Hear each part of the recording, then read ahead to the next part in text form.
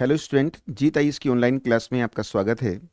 देखिए, Uttarakhand lower PCS mains में जो लेटर राइटिंग है उसमें एक लेटर मैंने पहले भी आपके साथ डिस्कस किया है और एक पेपर में आज आपके साथ और डिस्कस करूंगा। तो टॉपिक जो हमारा होगा अर्ध सरकारी पत्र या अर्ध शासकीय पत्र। देखिए, जो अर्ध सरकारी पत्र या अर्ध शासकीय पत्र है, शासकीय पत्र, इस टॉपिक को हम लेकर चलेंगे और इसे इंग्लिश में डेमी ऑफिशियल लेटर भी कहते हैं। तो ये जो पत्र होते हैं इनमें जनरली आप लोगों से जो क्वेश्चन पूछे जाते हैं स्टूडेंट्स, एक उसकी परिभाषा पूछ ली जाती है, यानी इसकी परिभाषा क्या है, परिभाषा यानी डेफिनेशन क्या है। एक इसका महत्व महत्व या प्रयोग पूछ लिया जाता है, प्रयोग। एक इसकी विशेषताएं क्या होती हैं, विशेषता आप लोगों से पूछी जा सकती है और इसके साथ साथ इसको ड्राफ्ट करने के लिए कह दिया जाता है, यानी इसका प्रारूप क्या होता है। कई बार कोई समस्या आपको दे दी जाती है और आपसे कहा जाता है कि इसे अर्ध सरकारी पत्र है ये, तो उसके प्रारूप में डाल के आपको ये लिखना होता है। ये 50 मार्क्स का क्वेश्चन है। तो देखिए, कई बार डेफिनेशन और विशेषताएं पूछ ली जाती हैं, कई बार विशेषताएं और इसका प्रारूप पूछा जाएगा, कई बार परिभाषा और प्रारूप भी आप लोगों से पूछ लिया जाता है। तो इस तरीके से क्वेश्चन बनते हैं। हिंदी के लेटर राइटिंग की एक विशेषता यह है कि इसका जो ड्राफ्ट होता है, ये जितने भी पत्र हैं इसमें कौन सी चीज कहाँ लिखनी होती है, ये आपको ध्यान देना है। कई बार आप देखते हैं कि इसका जो महत्व और प्रयोग और विशेषता, कुछ बुक्स में आप देखते हैं कि महत्व और जो प्रयोग होते हैं वही विशेषताओं में डाल दिया जाता है, तो इससे कोई फर्क नहीं पड़ता है। तो यहाँ पर इसकी जो विशेषताएं हैं या कहाँ कहाँ प्रयोग होता है, ये मैं आपके साथ डिस्कस करूंगा। किसी भी लेटर में कम से कम उसकी 6-7 विशेषताएं तो आपको लिखनी ही चाहिए। तो स्टूडेंट्स, अब हम शुरुआत करते हैं। तो देखिए, इसकी परिभाषा क्या होती है। इसकी परिभाषा सबसे पहले हम डेफिनेशन लेकर चलेंगे। देखिए, ऐसे पत्र, ऐसे पत्र पत्र जो समान स्तर के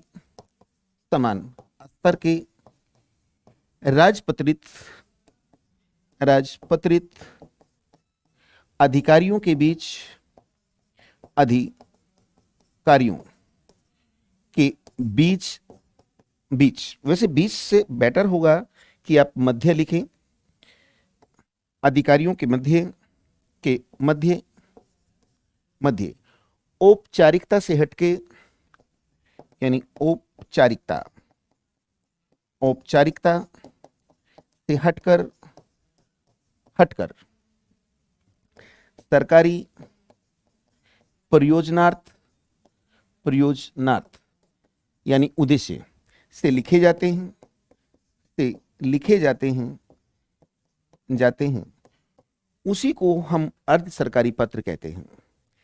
देखिए, अगर हम सरकारी पत्र की बात करते हैं तो वे पत्र औपचारिक होते हैं, तो ये पत्र औपचारिक नहीं है, अनौपचारिक है, लेकिन उद्देश्य इसका जो होता है वो सरकारी प्रयोजनार्थ ही होता है।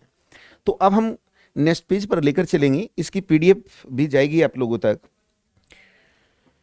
इसका महत्व या प्रयोग क्या है, महत्व या प्रयोग, महत्व ऑब्लिक प्रयोग, अर्थात इसका उद्देश्य क्या है। शाब्दिक अर्थ की बात करें तो इसका उद्देश्य क्या है। देखिए, गोपनीयता बनाए रखने के लिए, गोपनीयता को बनाए रखने के लिए इसकी पहली जो इसका प्रयोग होता है, गोपनीयता को बनाए रखना इसका एक उद्देश्य है। देखिए, किसी अधिकारी का किसी विशेष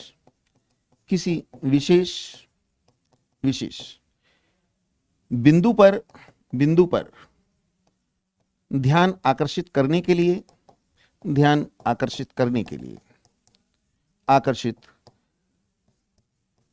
लिए या कराने के लिए भी ये पत्र लिखे जाते हैं।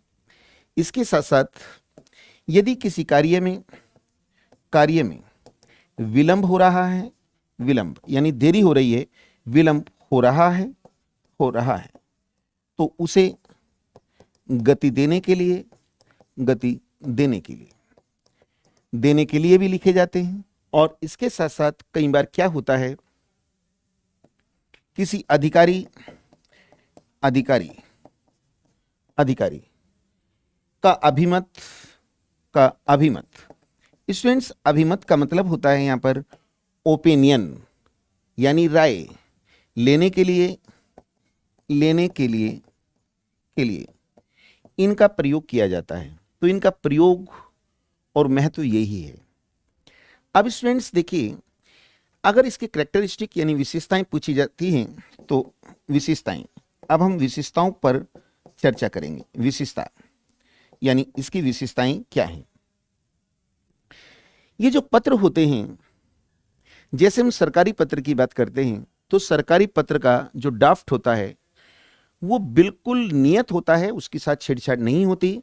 लेकिन इनके जो प्रारूप होते हैं, प्रारूप यानी मसौदा, जिसे हम ड्राफ्ट कहते हैं, ड्राफ्ट की अगर हम बात करें यानी ड्राफ्ट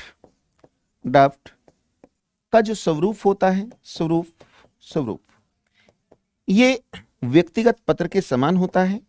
व्यक्तिगत जो पत्र होता है पत्र के समान होता है।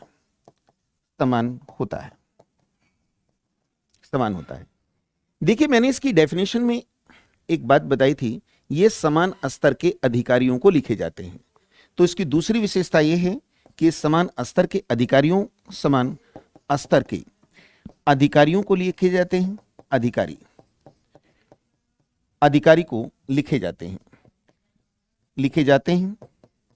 इसकी एक विशेषता यह है। फिर हम आगे बढ़ते हैं। देखिए, ये दोनों दिशाओं में लिखे जाते हैं। लिखे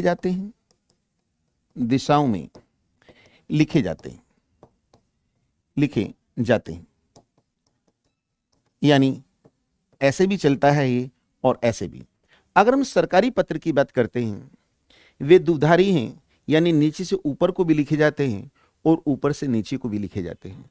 लेकिन अर्ध सरकारी पत्र समान स्तर के अधिकारी को लिखे जाएंगे। देखिए, ये व्यक्ति से व्यक्ति को लिखे जाते हैं, व्यक्ति से व्यक्ति को लिखे जाते हैं, व्यक्ति को लिखे जाते हैं, व्यक्ति से व्यक्ति को लिखे जाएंगे। ये पद से पद को नहीं लिखे जाते। जैसे सरकारी पत्र पद से पद को लिखा जाता है। अब दोनों में एक बेसिक अंतर क्या है, वो पत्र ऊपर से नीचे, नीचे से ऊपर, जैसे सचिव से उपसचिव को लिखा जा सकता है, उपसचिव से सचिव को लिखा जा सकता है सरकारी पत्र। लेकिन ये ऐसा नहीं होगा, इसमें सचिव स्तर के लिए ही ये पत्र लिखेगा, स्तर के लिए। तो देखिए, वहां पद से पद को लिखा जाता है, यहां व्यक्ति से व्यक्ति को लिखा जाता है। ठीक, पद से पद, मान लीजिए किसी व्यक्ति को एक पत्र जारी किया गया आज 10 तारीख को, किसी पद को सरकारी के संदर्भ में बात करें, और वो 4 दिन बाद पत्र पहुंचता है और वहां उस का ट्रांसफर हो गया है, तो उस पद पर जो आएगा उसे वो खोलेगा। लेकिन यहां ऐसा नहीं होता, ये व्यक्ति से व्यक्ति को लिखे जाते हैं, यानी जिसके नाम ये लिखा जाएगा ये उस पत्र को वही खोलेगा, कोई अन्य नहीं खोलेगा, अन्यथा गोपनीयता समाप्त हो जाएगी। तो ये व्यक्ति से व्यक्ति को लिखे जाते हैं, अर्थात ये जिसके नाम लिखे जाते हैं, जिसके नाम लिखे जाते हैं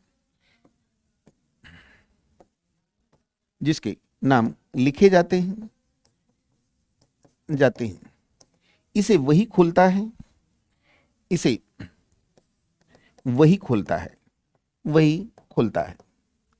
खोलता है।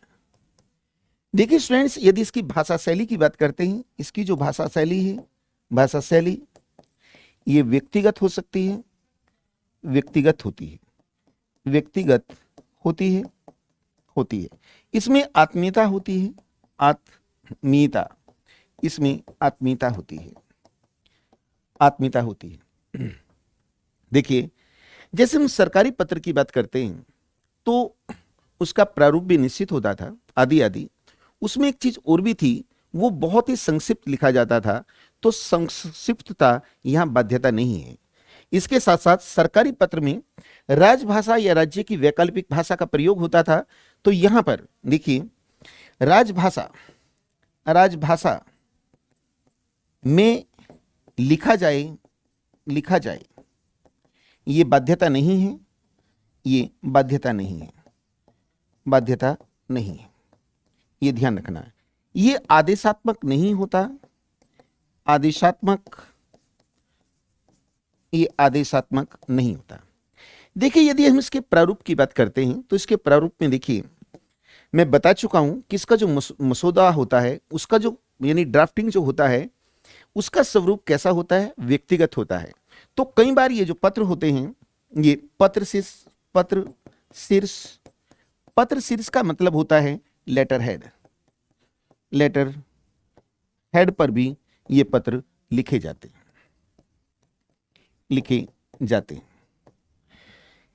एक इसकी विशेषता ये है स्टूडेंट्स, जैसे हम सरकारी पत्र की बात करते हैं, उसमें उसकी शुरुआत ये होती है कि मुझे ये कहने का निर्देश हुआ है, या अधोहस्ताक्षरित को ये कहने का निर्देश हुआ है, और बाद में क्या होता है, भवदीय से उसकी समाप्ति होती है। तो यहां ये कंडीशन नहीं है। तो देखिए, यहां पर आप इसकी जो शुरुआत है, आप प्रिय या कै, खे और गे, प्रिय का मतलब यहां प्रिय से भी शुरुआत कर सकते हैं, और कै गे का मतलब होता है नाम से भी उसकी शुरुआत कर सकते हैं। यह ध्यान रखना है। प्रिय यहां से शुरुआत होती है, शुरुआत होती है। इसके साथ साथ अधोलेख। देखिए, इसका जो अधोलेख होता है, अधोलेख में हम आपका या भावनिष्ठ या शुभेच्छु जैसे शब्दों का प्रयोग करते हैं, इसमें प्रयोग करते हैं। यह ध्यान रखना है स्टूडेंट्स। अगर लिखने वाले या बात कहने वाले महिला है तो उसके लिए शुभेच्छु या भवनिष्ठा का प्रयोग किया जाता है। यह ध्यान रखना है आपको, भवनिष्ठा का प्रयोग। देखिए, इसमें विषय लिखना अनिवार्य नहीं होता, विषय लिखना अनिवार्य नहीं होता, अनिवार्य नहीं है, अनिवार्य ये नहीं है। ये अब इसका हम नमूना यानी प्रारूप तैयार करेंगे। अर्ध सरकारी पत्र का प्रारूप देखिए, इसमें सबसे पहले यहां लिखा जाता है, यहां इसका प्रेषक होता है, प्रेषक इसका नाम यानी कैखे लिख सकते हैं, और इसका पदनाम और पता लिखते हैं, पता। देखिए, जहां प्रेषक लिखा जाता है, इसी के बिल्कुल ठीक सीध में आप यहां लिखेंगे अर्ध शासकीय पत्रांक। पत्रांक का मतलब होता है उसकी जो पत्रांक संख्या है, आपको वो देना है। इसके नीचे कार्यालय का नाम देना होता है, कार्यालय का नाम और पता देना होता है, और यहां पर हम दिनांक लिखते हैं, दिनांक लिखेंगे। स्टूडेंट्स देखिए, इसकी शुरुआत आप अब यहां लिखेंगे प्रिय या कैखे गए भी लिख सकते हैं, कैखे गए का मतलब होता है नाम, और यहां से इसकी शुरुआत करेंगे ये। अगर आपको दो बातें लिखनी है तो यहां 2 नंबर लिखेंगे इस तरीके से, और यहां समाप्त कर देंगे। इसमें यहां पर क्या करते हैं, जैसे सरकारी पत्र में भवदीय लिखते हैं तो यहां भवदीय नहीं लिखना है। इसमें हमें क्या करना है, यहां लिखेंगे आपका या भवनिष्ठ, या यहां पर शुभेच्छु भी लिख सकते हैं। शुभेच्छु का मतलब होता है शुभ चिंतक, और यहां लिखेंगे जिसको भेजना होता है, यानी सेवा में। यहां ध्यान रखिए, मैं पहले ही बता चुका हूं, इसके नीचे यहां पदनाम नहीं लिखते। तो अब हम यहां क्या लिखेंगे, ये देखिए,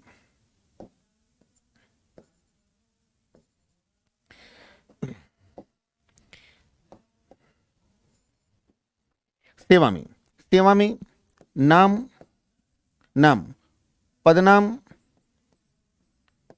और उसका पता, पता ये लिख देते हैं। स्टूडेंट्स कई बार क्या होता है, ये जो पत्र होते हैं इनका लिफाफा यानी इनवलप भी इसके साथ यदि आप लगा दें तो और भी बेहतर हो जाएगा। तो यहां मैं इसका इनवलप भी आपको बता देता हूं। इनवलप देखिए, इनका जो इनवलप होता है ये इस तरीके से होता है, इस तरीके से होता है, यानी ये बन गया है इनवलप जिसे लिफाफा कहते हैं। तो इसमें ऊपर आपको लिखना है अर्ध शासकीय पत्रांक, पत्रांक ये जरूर लिखना है। क्यों? अगर ये नहीं लिखा जाएगा तो इसे कोई भी खोल सकता है। चूंकि ये व्यक्ति से व्यक्ति को लिखे जाते हैं, गोपनीयता रखने के उद्देश्य से लिखे जाते हैं, अगर इसे कोई और खोलता है तो गोपनीयता समाप्त हो जाएगी। फिर यहां आप लिखेंगे सेवा में, सेवा में नाम, पदनाम और पता, पता। देखिए, चूंकि ये व्यक्तिगत पत्र की तरह होता है, जैसे आप कोरियर वगैरह करते हैं तो उसमें भी एक आप देखते हैं, यहां लिखेंगे प्रेषक, प्रेषक, प्रेषक में नाम और पदनाम और पता होता है, पता। स्टूडेंट्स इसका मतलब यह है, सेवा में का मतलब होता है प्रेषित, जिसके लिए लिखा गया है ये उसके पास पहुंचेगा। यदि उसको नहीं मिलता तो जिसने भेजा है यानी प्रेषक, उसको ये पुनः वापस आ जाता है। तो स्टूडेंट्स एक छोटा सा टॉपिक मैंने आपके साथ डिस्कस किया है, इसको बहुत अच्छे से देख के आप अपना पर्सनल नोट्स भी बना सकते हैं। तो इस टॉपिक को मैं ही कंप्लीट करता हूं, चूंकि इतना सही था, और बीच बीच में जीत आईएएस का आप लोगों को हमेशा सहयोग मिलता रहेगा। धन्यवाद।